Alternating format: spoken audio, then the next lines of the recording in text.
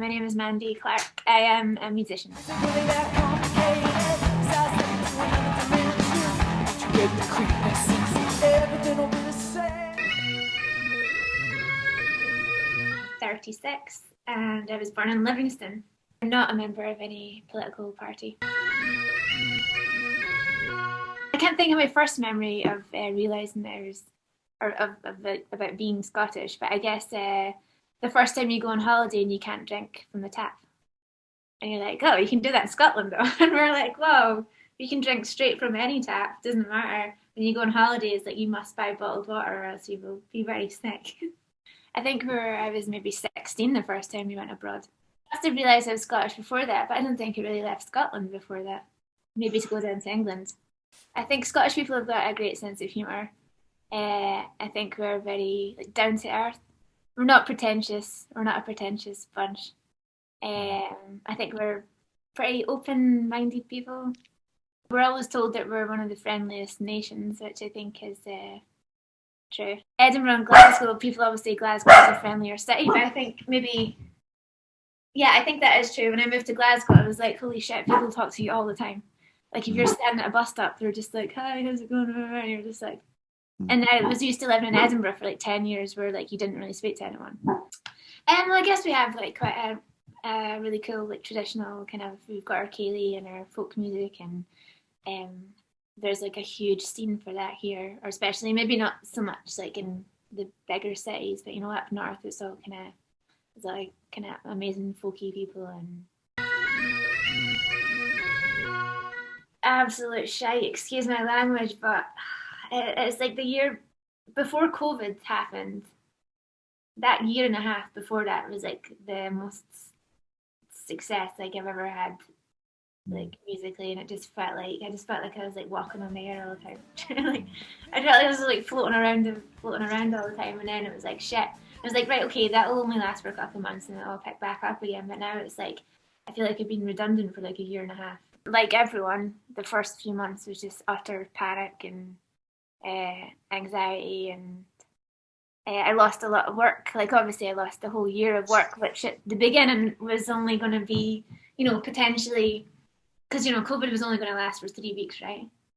But we were like, shit, we've lost the tour that was coming up in 2 weeks' time, and then it went on and on and on, and then this things were rescheduled, were then rescheduled again. So it was like, I guess that everyone's had a similar experience with it, where you're kind of at one point when everything was rescheduled, I was like, right, cool, I feel great again. That's fine. Yeah. I've just got to wait another like 4 or 5 months and it'll all be fine. And then the closer it got, it was like, there's absolutely no way that we're getting out of this anytime soon. And I think it actually hit me worse, like the second time everything was rescheduled or didn't get rescheduled. I was just kind of like, it's all in the air. Because that was when it was like, shit, I've properly lost this. And I guess like everyone, like, it's kind of adapted to it, and then there's things that have came out of it that I wouldn't have done had this not happened, like teaching on, like I've been teaching online since kind of April, May, which I'd never ever thought of doing before, and I've met quite a lot of cool people and taught a lot of folk, and that's been really nice. It was kind of like a positive thing that came out of it. I'm quite lucky that anyone who's bad has recovered. My parents have been fine. They've not, they didn't catch it. But like I have a few friends who lost parents to it actually, which is awful. But yeah, personally, I do think I've been kind of lucky in that respect. That for years we've been like, why don't you start teaching? You'd be a great teacher, and I was always like, nah, like it's just not for me. I don't think I'm my theory's up to scratch. If people start asking me questions about stuff, I'm going to be like, oh shit. But actually what I had to do was like relearn like enough music theory to get me by like a bunch of lessons, which is cool to like, it's always good to learn new things, to have a motivation to do anything. And a lot of people, like there was a lot of reports talking about like basically like, I can't remember what they called it, but saying how your brain is actually just starting to slow down because your memory is starting to go a bit weird and you're more tired than you would normally would be. But I think it's because you could work like 40 hours a week. If you've got one thing to look forward to that week, or two things. You'll get up and you'll be fine and you'll be motivated and you're excited about doing something. But then if it's always just either going to work or not doing anything, it's kind of hard to try and get some kind of routine. And people I work for who are absolutely amazing, and if it weren't for them being so good about me going away for like 6 months a year, then I would be in a terrible, terrible position right now. But it's like my dream is to do music full time.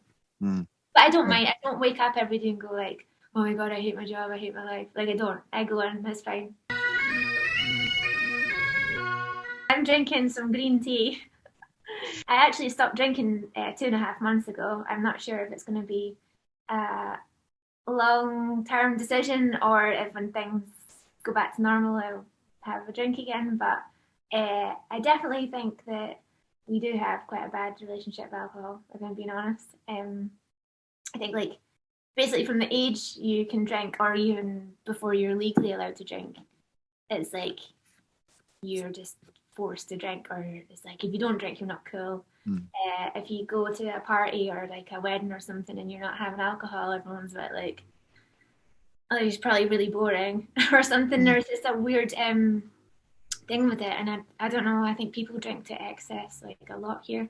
Mm. I'm not saying I'm not guilty of it because it's partly the reason why I stopped is because uh, I have one too many, and then it just my brain just like explodes.